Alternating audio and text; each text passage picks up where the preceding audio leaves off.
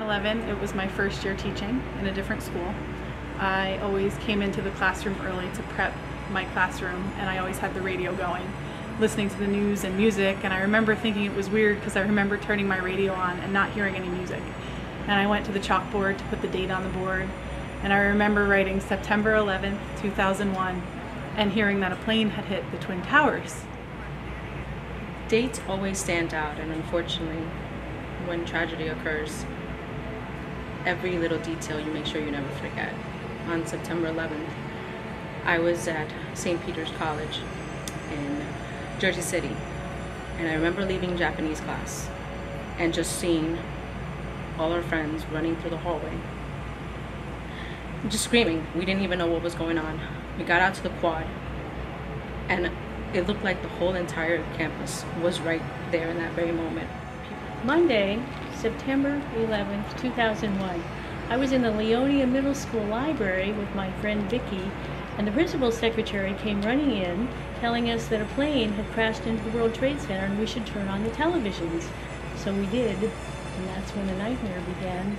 After that, I could not sing God Bless America without getting choked up, and to this day I still do. It's something you never expected. And what happens to me now is I'm always looking up. I look at the sky. I just like to see a nice day and not see planes flying close. My biggest takeaway from 9/11 was just the amount of national pride across the country, and the events that were following the attacks, the baseball playoffs, the first NFL games after, and just seeing how everyone came together was really my biggest takeaway, and it's something that still is instilled with me today. And through all the bad, it was also a wonderful feeling that we all came together. So it gave me a lot of faith in humanity, particularly Americans. It was a very patriotic period after that. Everybody had flags in their cars and was wearing flag pins on their lapels. And I don't take for granted what our freedom means to us. The pledge now has greater importance for me.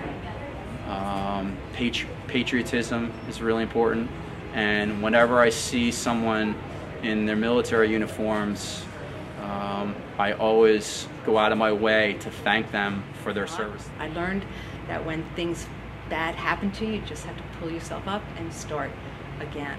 I also learned to be a little less fearful, because after you survive a terrorist attack, there's really not much worse that can happen to you. And I learned to always say I love you to my husband when he walks out the door, because you never know when the last moment is going to be when you see something. But I hope that through my eyes or people around them, that they understand how significant of an event this was, how horrible it was, and that it's not something that should ever be forgotten. It's something that people need to remember and need to understand the significance of it for forever. I will never forget that morning, sitting with my 8-month-old son, glued to the television, shocked and frightened.